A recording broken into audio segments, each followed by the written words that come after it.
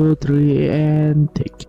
Yo, halo teman-teman semua, kembali lagi di YouTube channel The Ardana. Kali ini lagi-lagi kita akan mengenal, dari judul, thumbnail. Ini nggak tahu, kita akan lebih mengusik dan mengenal tentang ChatGPT dan juga AI, dan mungkin beberapa dari kalian yang belum tahu kegunaannya apa, terus pengertiannya apa, kalian bisa lihat di video kali ini. Oke, langsung aja kita ke yang pertama. Terus ya, mengenal AI dan GPT. Kalian udah tahu belum apa sih arti sebenarnya dari AI dan GPT?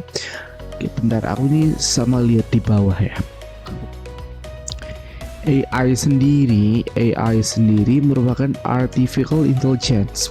Sedangkan untuk GPT sendiri ada generative pre-trained transformer ya.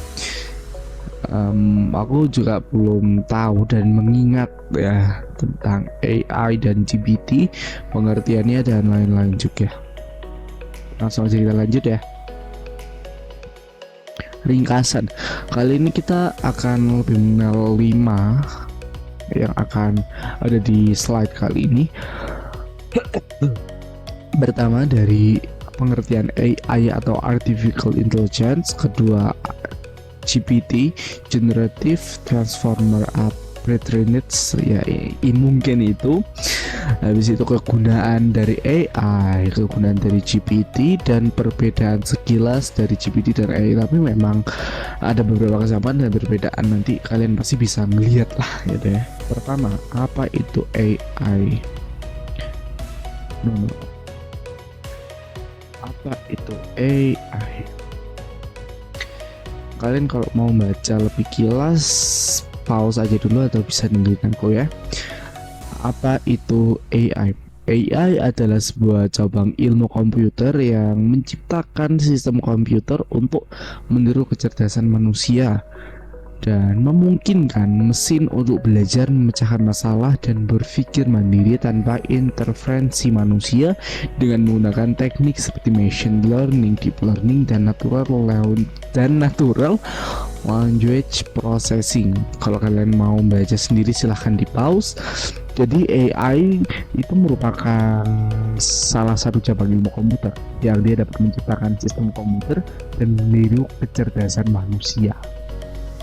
Meniru atau mirip, kalian bisa nilai sendiri, tapi ya AI masuk ke dalam cabang ilmu komputer. Lanjut ya, kita akan mengulas juga apa itu GPT, chat GPT yang biasa kalian dengar sedikit panjang. Chat GPT atau GPT sendiri pertanyaannya adalah generative pre-trained transformer. Aku kebalik ya tadi ya searchnya, itu bilangnya generative transformer pre-trained, berarti GTP. Ini seharusnya GPT lah ya. GPT, Chat GPT orang-orang belum. Chat GPT adalah generative pre-trained transformer. Itu sendiri adalah model bahasa. Jadi perbedaannya sekilas adalah, kalau tadi AI adalah cabang ilmu komputer dan ini adalah model bahasa. Kalau kalian mau baca, pause saja silahkan, atau membenarkan akan tidak bacakan ya. Generative pre-trained transformer adalah model bahasa yang dikembangkan oleh OpenAI. OpenAI adalah nama perusahaan, brand, dan dia menggunakan teknologi transformer yang terkenal dengan kemampuannya menghasilkan teks berkualitas tinggi. Terkenal juga karena kemampuannya menghasilkan teks berkualitas tinggi didesain untuk memahami dan memproduksi teks berdasarkan input yang sudah diberikan. GPT memiliki beragam aplikasi termasuk generasi teks, kreatif, pelayanan pelanggan otomatis, dan bantuan penulisan chat GPT. Merujuk pada varian GPT yang digunakan untuk percakapan atau obrolan yang berfungsi sebagai chatbot yang dapat berinteraksi dengan pengguna secara alami dan memberikan respon sesuai dengan konteks populer dalam berbagai aplikasi.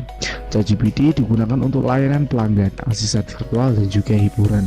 Jadi perbedaannya sangat signifikan bahwa AI merupakan cabang ilmu komputer, sedangkan ChatGPT adalah masuk dalam AI tapi dia dalam model bahasanya ya.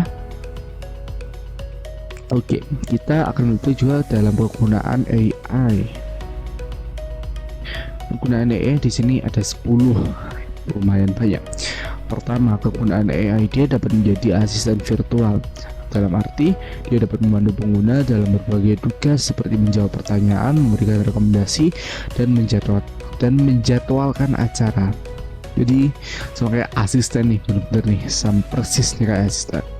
Kedua, dia dapat menjadi kendaraan otonom, meningkatkan keamanan dan efisiensi dalam transportasi dengan kendaraan yang dapat bergerak secara mandiri. Apalagi di zaman dan di era sekarang banyak sekali merek-merek dan brand-brand yang juga menggunakan bantuan AI artificial intelligence ini. Sedangkan yang ketiga adalah pelayanan pelanggan, ya, merespon pertanyaan dan permintaan pelanggan secara otomatis untuk meningkatkan pengalaman pengguna. Oke ya. Keempat adalah analisa data. Analisa data, dia dapat mengolah data untuk mengidentifikasi tren, pola, dan wawasan yang dapat digunakan untuk pengambilan keputusan. Oke, yang kelima, banyak banget ya. Yang kelima, pengenalan wajah dan suara. Sekarang juga banyak brand-brand handphone atau elektronik itu yang udah pakai ini gitu, atau OS biasanya juga udah pakai AI ini. Jadi pengenalan wajah dan suara digunakan dalam aplikasi keamanan, pengenalan, penggunaan, dan pengaturan otomatis. Keenam, perawatan kesehatan. Juga sekarang di tahun-tahun ini mulai beredarannya juga robot-robot yang dia juga bekerja di dalam institusi rumah sakit yang bisa membantu para tenaga kesehatan ya.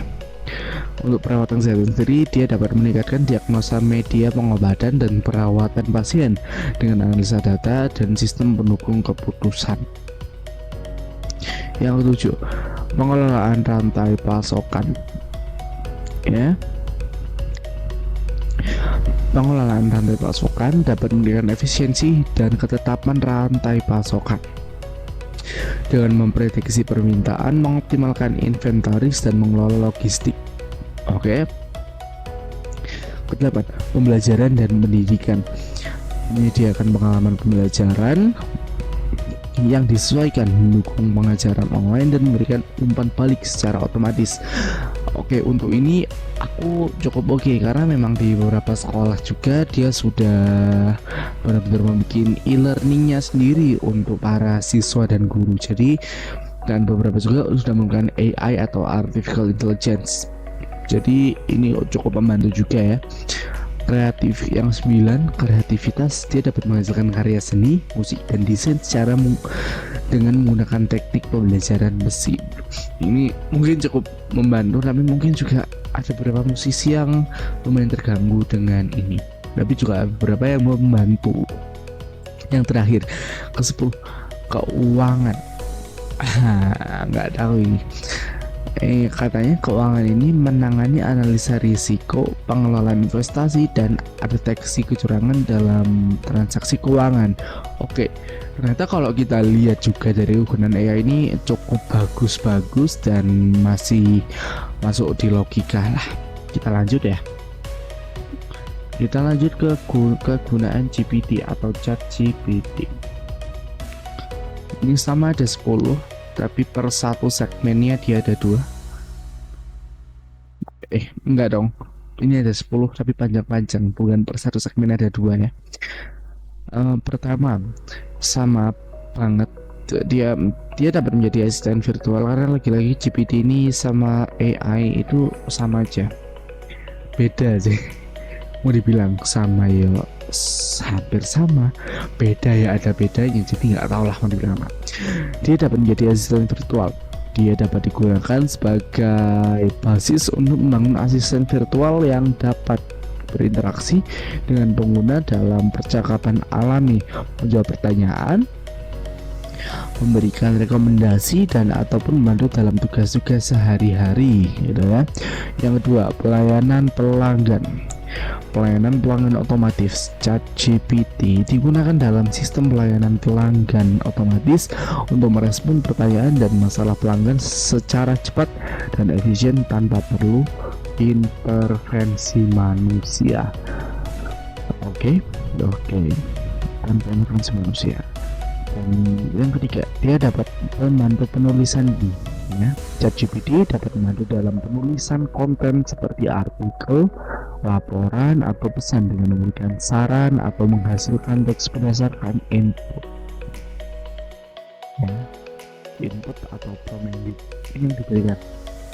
Mungkin ini untuk bocoran dikit bahwa konten ini pun Atletun juga pakai ChatGPT dan juga pakai AI ya. Jadi makanya mungkin kalau sampai ChatGPT atau AI ini mau dihilangkan oleh Kominfo ya janganlah, soalnya ini cukup membantu juga ya.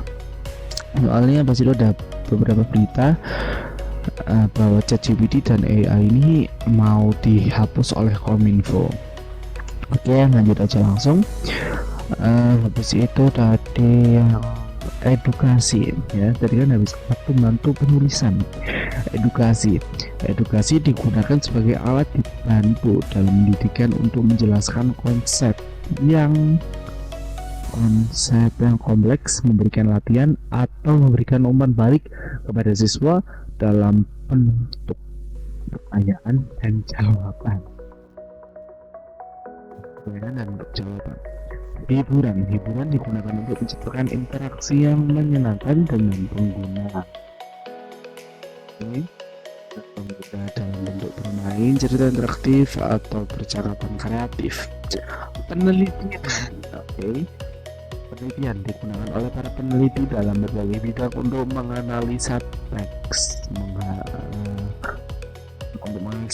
jadi hampir sama kayak pembantu menulis ya, jadi cukup berguna gitu. Kreativitas ya dapat digunakan untuk menciptakan karya seni, puisi atau musik dengan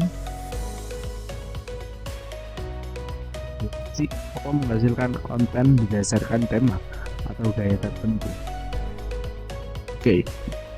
Wah, itu menurutku benar karena juga ada beberapa konten yang ada di YouTube ini itu, dan editannya aku tanya ke ChatGPT dan hasilnya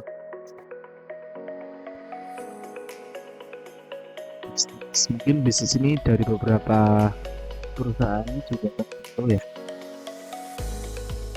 Di bisnis sendiri dia digunakan dalam berbagai aplikasi bisnis seperti analisa sentimen, pemrosesan transaksi atau penulisan konten pemasaran. Yang terakhir adalah pengembangan produk. Dari ChatGPT dapat digunakan untuk menguji produk atau layanan secara virtual, menyediakan umpan balik pengguna atau menghasilkan ide untuk pengembangan produk selanjutnya. Jadi ini ya lumayan terbantu juga untuk di bisnis. Kalau kalian mau baca, monggo silahkan di pause, nanti kalian baca silahkan. Habis itu perbedaan signifikan antara AI dan GPT. Di sini aku ngasih berapa ya? Ngasih 4, tapi per satu ini itu ada 2. AI dan GPT. AI merupakan bidang yang mencakup berbagai teknik dan pendekatan untuk membuat sistem komputer dan meniru kecerdasan manusia dalam berbagai tugas. Dan GPT adalah jenis model bahasa yang memang juga bagian dari bidang AI yang dia bertujuan untuk memahami dan menghasilkan teks berdasarkan yang sudah diberikan gitu ya, yang sudah diberikan. Tujuan AI juga bertujuan untuk mengembangkan sistem yang dapat melakukan tugas-tugas yang biasanya membutuhkan kecerdasan manusia seperti pengambilan keputusan, pengolahan bahasa alami, dan pengenalan pola, dan masih banyak lagi. GPT. GPT adalah model yang dikembangkan dalam kerangka AI untuk mengatasi tugas-tugas yang terkait dengan pemrosesan bahasa alami seperti memahami teks dan menghasilkan teks baru yang sesuai dengan konteks. Teknik AI menggunakan berbagai teknik seperti machine learning, deep learning, logika fusi, dan lain-lain untuk menciptakan sistem yang cerdas. GPT. GPT khususnya menggunakan arsitektur transformasi dan teknik pembelajaran mesin, terutama sendiri pembelajaran tak berpengawasan untuk memahami dan menghasilkan teks. Ya. Yang keempat adalah dari aplikasinya sendiri. Tadi kan sudah tujuan dan teknik. Ya. Aplikasi AI sendiri memiliki beragam aplikasi termasuk asisten virtual, pengenalan wajah, kendaraan otonom, dan analisa data, dan masih banyak lagi. GPT khususnya digunakan untuk generasi teks kreatif, pelayanan pelanggan otomatis, membantu penulisan edukasi, hiburan, dan banyak lagi dalam konteks pemrosesan bahasa alami. Jadi kalau dari sini tuh ada perbedaan dan ada kesamaannya ya. Tapi GPT sendiri memang dibuat dari AI. Jadi makanya kalau kita bilang bahwa GPT di luar dari AI itu pun ya juga salah gitu ya. Soalnya dari ini pun ya dari semua konteksnya, dari atas hingga aplikasi, dari tujuan hingga aplikasinya juga itu menjelaskan bahwa juga ChatGPT juga terbuat dari AI. Oke. Ya. Kali ini kita akan membahas mengutip ya. Sebelum ini bentar. Ya. Kira-kira apa yang kalian lihat dari sini ya? Kira-kira apa yang kalian lihat? Contoh semisal dari bentar ya guys ya. Kayak apa yang kalian lihat dari pemrosesan yang kalian lihat dari pembahasan yang tadi lah, itu kira-kira apa juga ya kan? Walaupun itu menurutku juga lumayan berpengaruh gitu. Soalnya pun beberapa dari kalian pun juga pasti aku mengerti, kalian beberapa juga belum mengerti ya. Sebagaimana bentar, mungkin kalian akan sedikit pusing. Oh enggak ternyata. Oke, kita akan melihat dari sini. Aku di sini menyediakan dua web yang seharusnya kalian udah ngerti. Juga ada yang mungkin belum ngerti. Aku menyediakan aplikasi dari OpenAI, ChatGPT, dan juga Perplexity AI. Ya, pertama yang akan kita ulik adalah ChatGPT. Oke. Jujur aku udah dari dulu banget pakai ChatGPT buat bantuan apapun. Sosial media, pertanyaan mengenai tugas-tugas bisa. Ada beberapa minus dari ChatGPT yang 3.5. Mungkin untuk penjelasan yang lebih lanjut adalah untuk ChatGPT 3.5 ini, pertama bagusnya dia free.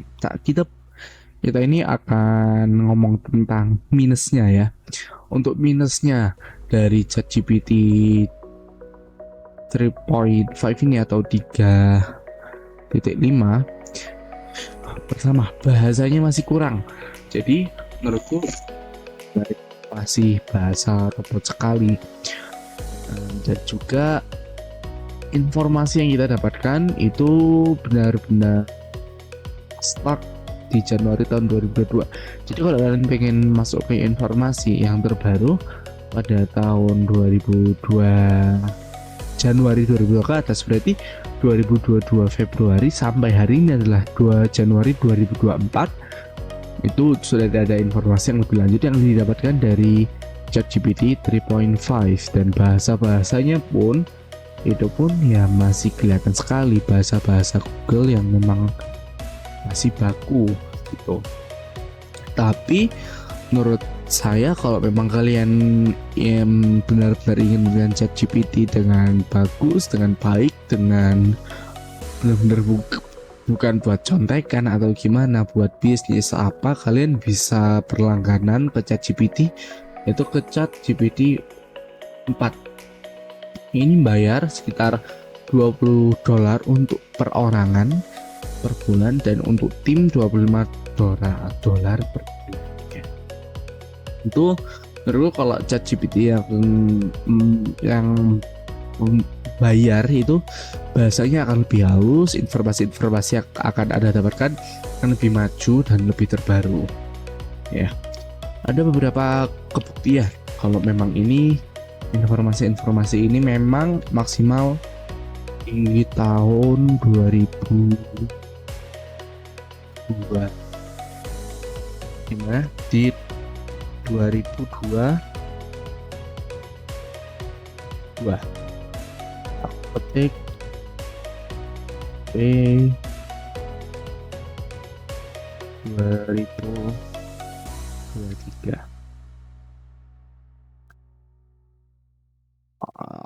Oke, no, ini salah. Oh, pakai ini aja ya. Males ketik ya, lumayan males. Kita cek di HP ini, itu dari jawabannya, tapi kita lebih biar kalian lebih ngerti aja. HP paling baru di 2023 apa ya keluar?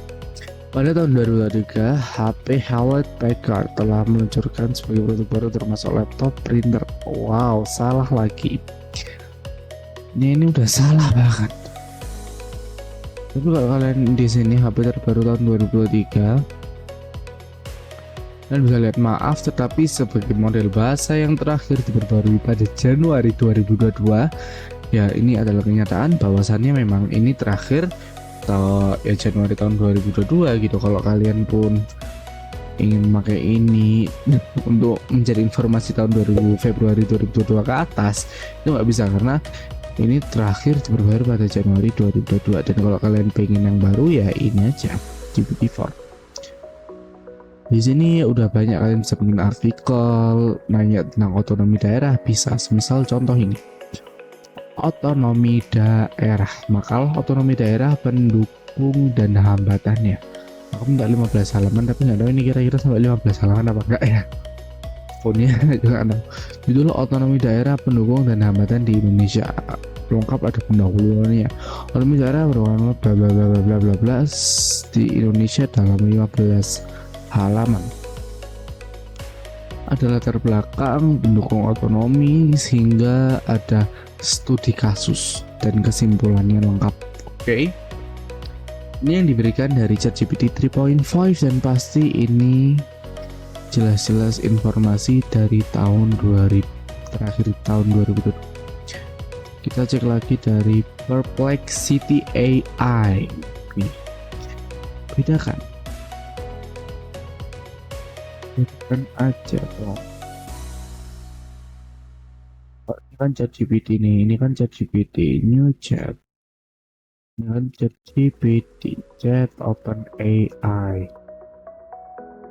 Kalau ini kita copy, dan logonya beda ya ini ya.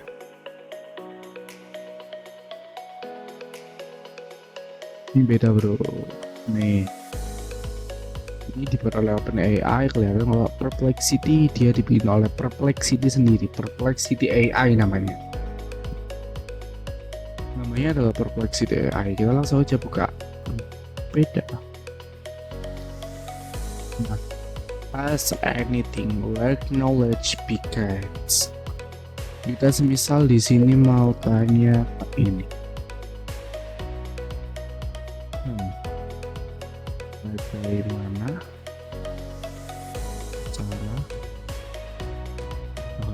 cara meningkatkan pendapatan dari YouTube? Ini udah oke nih seharusnya. Ini seharusnya normalnya ini adalah yang terbaru ya. Nah ini informasi terbaru. Ini free juga, free. Dan ada search-nya. Jadi kalau kalian dari ChatGPT ini gak ada search kalian dan bahasa-bahasanya masih bukan bahasa Google, masih bahasa dari AI dan nggak ada search ya, dan ya gitulah, kalian bisa pakai Perplexity AI. Aku ini tidak menjelekkan ChatGPT dan membosan Perplexity AI, tapi memang ya inilah kenyataannya sendiri gitu ya. Tapi aku sering banget pakai ChatGPT kok daripada Perplexity AI. Bagaimana cara meningkatkan pendapatan dari YouTube? Ini lengkap, ada source-nya, dari source YouTube-nya sendiri, IDX channel, rank raster, dan ada jawabannya. Anda dapat meningkatkan pendapatan dari YouTube dengan beberapa cara, seperti memberi subtitle pada setiap video, mengunggah video durasi lebih dari 10 menit, mengoptimalkan video untuk bercanda, menjual produk jasa, dan lain-lain. Dan menurutku itu lebih bagus gitu. Oke, tanya lagi misal, apakah ada varian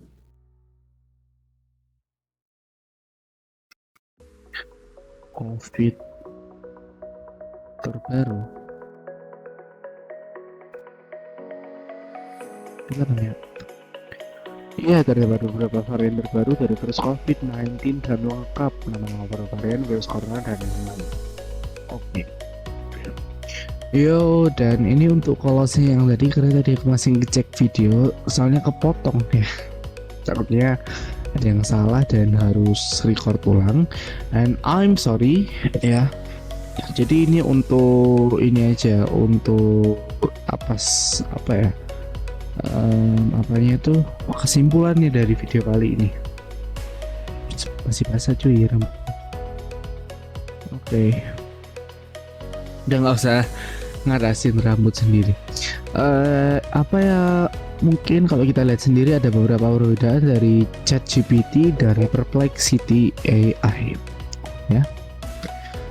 Perbedaan dari tadi yang udah kita lihat dari ChatGPT dan Perplexity AI itu pun cukup banyak ya. Dan aku pun juga berharap bahwa untuk menganalisa kali ini seharusnya akan lebih oke, dan mungkin kalian bisa mengerti. Dan kalau kalian misalnya ada beberapa hambatan, kalian perlu baca apa pause aja, kalian zoom, semoga kalian bisa baca aja. Dan untuk perbedaan yang bisa kita ambil ya, perbedaan yang bisa kita ambil sendiri pun dari sini, dari itu adalah ada beberapa ini ya, kayak memang kalau misal kalau memang AI itu sebuah cabang ilmu komputer dan ChatGPT adalah cabangnya AI yang untuk bisa mengelola bahasa, dan itu pun cukup membantu bagi saya yang memang juga belum mengerti, tapi yang mungkin kalian juga beberapa belum mengerti. Aku juga lebih menganalisa lagi bahwasanya kalau AI dan GPT perbedaan dan kesamaannya apa, tapi overall ya memang gitu. Kalian harus bisa lebih mengerti dan harus cek lah ya, soalnya ada beberapa ChatGPT yang bukan hoax ya, yang takut, yang web bukan official, jadi kan harus nyari yang benar official. Juga penjelasan lebih lanjutnya adalah kalau ChatGPT ini sekali lagi bahasanya yang 3.5 cukup halus, cukup ya, aku bilangnya cukup, bukan halus banget, tapi cukup buat kalian yang nyari yang free dan nggak terlalu pakai untuk ChatGPT juga, itu udah bagus. Tapi kalau kalian memang benar-benar pengen pakai bahasa yang halus, informasi yang lebih lanjut, dan tidak nge-stuck di Januari 2022, kalian bisa bayar sekitar 20 hingga 25 dolar per bulannya untuk bisa dapat informasi lebih lanjut. Tapi minusnya dari ChatGPT sendiri, dia tidak mendapatkan search. Tadi pun juga aku